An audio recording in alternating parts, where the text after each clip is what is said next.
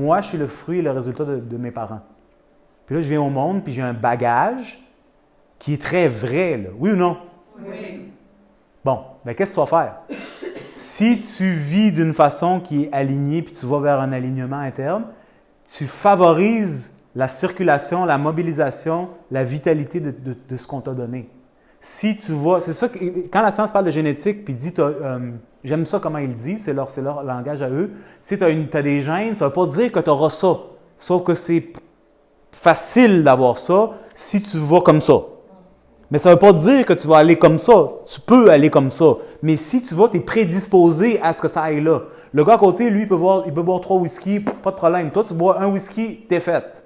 Parce que tu as déjà une sursensibilité qui est basée à cause de comment tout est organisé, qui fait que pour toi, c'est right away. Donc, si la condition de vie qui te pousse à boire du whisky n'est pas réglée, donc tu continues à boire du whisky, bien pour toi, tu vas tomber dans ça beaucoup plus vite. Versus lui, il est plus solide. Ça ne l'affecte pas de la même façon. Donc, est-ce que ça veut dire que tu es damné? Non, ça veut dire que c'est facile pour toi d'aller dans ce sens-là. Puis si tu n'as pas une modalité thérapeutique qui englobe la vie en général, qui te donne une perspective pour pouvoir aligner tes actions vers quelque chose qui est, je ne sais pas positif, mais qui est juste, naturel, là, tu sais, bien, tu risques d'aller dans ce sens-là. Je ne sais pas comment tu vas coper. Donc, tout le monde doit dealer avec ça, mais ce que tu dis, c'est vraiment deep. Là. Mais je te comprends tout à fait.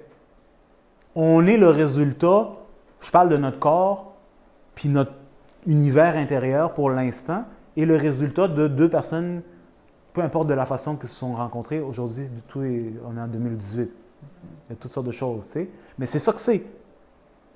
Et quand la science parle de génétique, bien sûr, c'est comme un peu abstrait, mais c'est ça qu'il dit. Ça, c'est maman, ça, c'est papa, puis ça a fait ça, puis deal avec. Pas content, bien, dans quelques années, on va te le changer. Tu pourras le commander sur ton iPhone, là, puis on va te changer ta génétique, puis on va activer ça, désactiver ça, et faire ci, et faire ça. Mais essentiellement, qu'est-ce que ça signifie? Ça veut dire que dans ton corps, il y a déjà des tensions qui sont préinstallées, qui font que cet organe est déjà dans une tendance comme ça. Donc, par défaut, il est déjà irrité, juste par comment il est. Imagine, là, c'est des sujets sensibles. Permettez-moi d'en parler sans que personne se sente mal. Vous connaissez prends une madame, là, tu sais. Moi, je rencontre plein de gens. Tu sais, une madame, là, petite madame toute nerveuse, là, tu sais. Oui? Oui? Petite madame toute nerveuse? OK. Madame est nerveuse, là, tu sais, stressée, vraiment stressée, toute la stress. Puis je la critique pas, elle est juste stressée, là, tu sais. Il y a des gens qui ne sont pas autant stressés. Elle est vraiment stressée. Puis, peu importe pourquoi elle est stressée, mais elle est vraiment stressée. Qu'est-ce que ça veut dire être stressée? Tout est comme pogné. Parce qu'il y a la tension, puis la tension rend tout serré, coincé. Oui? C'est pas j'espère que la madame ne se sentira pas insultée, OK? Puis là, elle tombe enceinte. Oh, mais elle est toujours coincée. On va dire, c'est toi le bébé. Oh, mais tu dois pousser là-dedans. Mais il n'y a pas de place. Qu'est-ce que tu fais? Ben, tu fais de la place. Elle a mal. J'avais une grossesse, c'était très pénible. J'avais toujours mal, j'avais des crampes, j'avais de la constipation, je vomissais. Oui, mais c'est venu de où? C'est être enceinte. Pas en tout. C'est parce qu'il n'y a pas de place. Donc, par conséquent, quand le bébé grandit, ça pousse sur des organes, ça pousse sur des nerfs, ça pousse sur l'estomac, ça crée un mouvement parce que le corps a besoin d'essayer de créer de l'espace, puis tout ça devient extra sensible. Mais je ne veux pas parler de ça. Ce que j'essaie de dire, c'est que toi, tu es dedans. Et par exemple, si disons, là, on regarde dans la sphère digestive, on va dire son diaphragme est étendu, le foie est tendu, puis tout ça s'attire, puis dans son bassin, tout est contracté. Oui, mais toi, petit bébé, tu grandis dans l'utérus. Oui? Puis son utérus est tout tight. Puis en plus de ça, elle a le côlon congestionné. Parce qu'elle est toute tendue, elle est constipée. Très souvent. Elle est constipée, ça veut dire qu'elle ne fait pas caca. Ça veut dire que le caca reste là. Ça veut dire que ton côlon est plein de marde. Ça veut dire que ça prend de l'espace. Ça prend que l'utérus, il y a moins d'espace pour être un utérus en pleine expansion existentielle. Right? Puis tout est dedans. Plus tu pousses. Bien, c'est comme une plante. C'est souvent, on n'y pense pas, c'est comme une plante. Donc, qu'est-ce que la plante, elle va faire? Elle va s'adapter, puis elle va pousser, bien, il y a un chemin ici, puis elle fait ça. C'est de la danse, Sarah Mascolo. Bébé utérin. Je blague, mais checkez. Non, mais c'est vraiment ça. Le bébé est comme ça dedans. Là, imagine, il n'y a pas de place parce que le foie est engorgé. Donc là, au lieu d'être dans une position comme ça, il est obligé d'être comme ça. Oh, mais là, vous riez. Le bébé est en train d'être fabriqué. Donc là, la nature est en train de faire ses vertèbres cervicales, mais ses vertèbres cervicales sont formées déjà dans cette position. Donc, essentiellement, ils sont déjà faites pour être toujours comme ça. Donc, quand il naît, il est déjà comme ça. Puis là, heureusement, c'est un petit bébé, donc les os sont pas encore cristallisés dans leur position, so tu as comme un peu d'espace pour qu'ils puissent s'adapter, mais advenant que tu ne fais pas ça. Donc là, il grandit, ça se met comme ça. Là, il va compenser, il va faire comme ça parce que c'est bizarre d'avoir l'air de lui qui est comme ça. Tu fais ça, zut, mais la tension est encore là et les vertèbres dans le cou sont comme ça. Ce qui signifie que la circulation est déjà affectée. Mais puisque le corps a grandi comme ça, il sait comment faire. Par rapport à ce qui est normal, c'est pas normal, mais le corps s'adapte. Mais c'est pas optimal parce que ça, c'est pas optimal. Peu importe comment tu fais que ça marche, c'est juste pas le chemin optimal. Le chemin optimal, c'est straight. Le chemin le plus court en 2 points, c'est straight. Right? Donc, c'est pas que comme ça marche pas, c'est juste que c'est moins optimal. Ça prend plus d'énergie, ça prend une plus longue trajectoire, donc plus de tout. Donc, on perd cette notion parce qu'on ne réalise pas que le corps, c'est vivant, que ça pousse, c'est comme une plante, mais beaucoup plus complexe. Et c'est comme tout est mystérieux, ce n'est pas. C'est ça la morale de mon message. Le corps, votre corps, il est vivant. Quand ça, vous arrivez au moins à le concevoir dans votre tête, puis si vous êtes vraiment courageuse ou courageux, vous voulez l'explorer, là, c'est comme là, ça commence à être intéressant. Puis dès l'instant où est-ce que vous avez une symptomatique, vous pouvez aller chercher où est-ce que vous voulez, j'ai pas de problème, puis tout est valable à un certain point de vue. Mais dans le concret, là, dans le corps, ça ne marche pas. C'est où le problème? Là, oui, mais c'est parce que là, la médecine a dit c'est cette molécule. OK, je n'ai pas de trouble avec ça, mais pourquoi la molécule n'a pas été faite?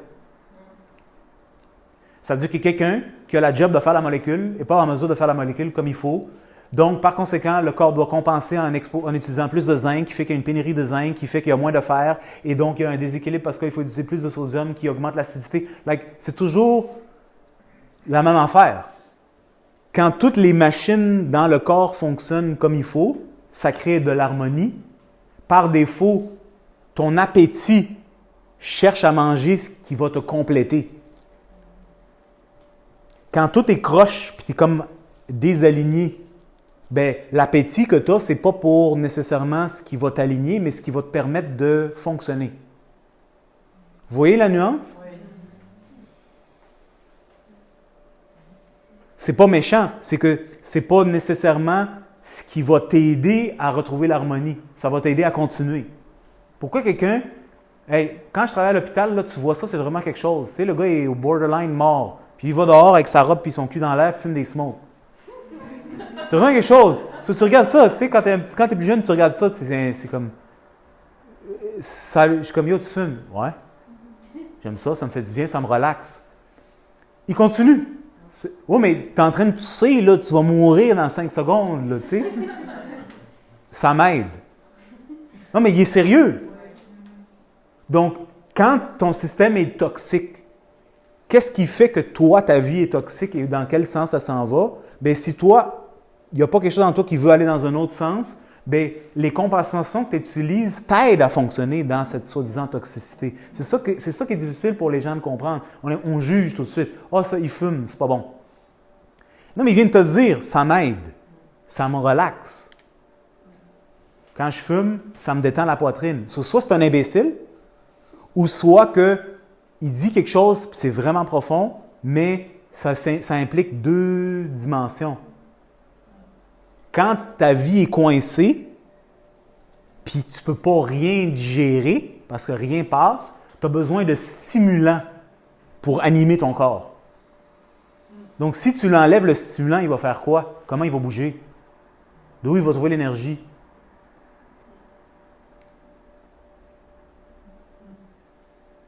Il faut bien que tu fasses quelque chose. Tu ne peux pas rester animé. Inanimé, il y a des gens qui sont inanimés, ça c'est un autre style. Il faut que tu trouves l'énergie de quelque part. Mais l'énergie, quand tout est coincé, que tu as besoin, la pomme, ça ne fait pas la job. Tu as besoin de quelque chose de toxique. Quelque chose d'intense. Quelque chose qui a du torque. Quelque chose que ton corps est quasiment incapable de bloquer parce que c'est juste Coca-Cola. C'est pas naturel, c'est fucké, c'est vraiment chimique. Vous me suivez? Oui. Ce qui crée un mouvement par défaut. Tu sais, tu snores de la coke, il y a un mouvement. Que ta digestion soit bonne ou pas, ça va faire quelque chose. Parce que c'est tellement fort. Puis ça bypass toutes sortes de processus qui prendraient plus de temps. C'est comme « let's go ». Mais la personne qui consomme une substance stimulante, elle ne la fait pas parce qu'elle est niaiseuse. C'est qu'il y a quelque chose, il n'y a pas de mouvement, il n'y a pas d'énergie. Donc, elle va dans ce sens-là, sauf que c'est comme une roue, comment on dit, c'est un cercle, pas un cercle vicieux, mais ça l'est. C'est comme, plus tu en fais, plus ça attaque le système, plus ça attaque son système, plus tu en as besoin. Mais ça fait partie de la vie. Plus tu es en santé, plus que tu as besoin d'être détendu, plus tu es détendu, plus tu as d'énergie, plus tu as de l'énergie, plus tu es dans l'action, plus tu veux être détendu pour pouvoir être dans l'action. Mais c'est la vie, ça crée un momentum, c'est ce qu'on appelle du rythme. Ça dépend du chemin que l'on choisit. Donc, moi, je comprends parce que quand la symptomatique devient... Quand tu étudies la pathologie, là, puis c'est 25 pages de blabla, tu sais, de maladie, puis comment elle s'exprime, c'est vraiment quelque chose. C'est tellement impressionnant. Tu te dis, oui, mais comment on résout ça? C'est comme, tu ne le résous pas, c'est pourri. Donc là, tu t'inquiètes de quelque chose qui est pourri. Oui, mais la pourriture est tellement installée que ça crée ce symptôme, ce symptôme, ce symptôme, ce symptôme, ce symptôme. Puis là, comment on règle la pourriture? Mais c'est comme pourquoi tu mets ton attention sur la pourriture? C'est un symptôme d'un problème. Le problème, c'est tout le temps la même affaire. Tu peux le pousser puis le voir comme tu veux. C'est comme, pourquoi ça, c'est pourri? On recommence. On va dire, le gars, je ne vais jamais l'oublier, le monsieur, excusez-moi, le monsieur fucking jaune, là. Avec une cirrhose de foie puis la bedaine comme ça, je ne vais jamais l'oublier. Je le vois encore dans ma tête. Je suis comme, il est jaune. Si c'est un Smurf jaune. Comme ça, là, c'était dégueulasse, le pauvre petit monsieur. Avec le même nom de monsieur à côté, je me souviens aussi de lui. Là, je le vois dans ma tête. Tu sais. Jaune. Il y a une odeur d'alcool, d'acétone. Je ne sais même pas comment t'expliquer. Là, tu sais. Il est jaune. Là, ils essayent de ménager ces symptômes parce que la médecine traditionnelle... Puis notre société est très généreuse, puis très gentille avec ses ressources. Ça, c'est que t'es mort. Qu'est-ce que tu fais? Mais non, ils ne laissent pas personne mourir. Je ne sais pas pourquoi, ça c'est une autre conversation, on ne l'aura pas aujourd'hui. Là, ils veulent l'aider. Comment tu vas l'aider? Il est mort. Mais pas encore. Je l'ai vu mourir. Tu sais, c'était une affaire de quelques jours. Tu sais. Qu'est-ce que tu fais? Tu vas discuter des millions de symptômes qu'il y a? C'est où le problème? Si tu veux vraiment qu'on parle du terre à terre, là, on ne rentre pas dans la vie de la personne, rentre et comprends comment son foie fonctionne. Puis là, si tu veux vraiment comprendre son foie puis qu'est-ce qui crée les tensions dans son foie, ça va t'obliger à rentrer dans l'univers interne de la personne. C'est là où est-ce qu'on parle le reste du monde. Tu sais. Ça t'amène directement là. Qui est cette personne? Qu'est-ce que cette personne a vécu? Comment elle a digéré qu'est-ce qu'elle a vécu? Comment elle s'est adaptée par rapport à ce qu'elle a vécu? Et là, par conséquent, les choix qu'elle a faits, considérant ses ressources ou ses opportunités ou sa situation pour coper avec sa situation, qui fait que maintenant, le monsieur de 80 ans a vécu comme ça, qu'on pourrait juger jusqu'à la fin des temps, mais qui sommes-nous pour le juger? Puis il est là. Aide-le. Je ne l'aide pas. Il a besoin de la médecine, qui vont le shooter de Dieu, ça c'est quoi, pour qu'il ait pas mal. Puis même à ça, ça ne changeait rien, il hurlait. Donc, moi, je suis dans l'industrie de la santé, pas dans l'industrie de la maladie. Et donc, moi, mon intérêt, c'est la santé.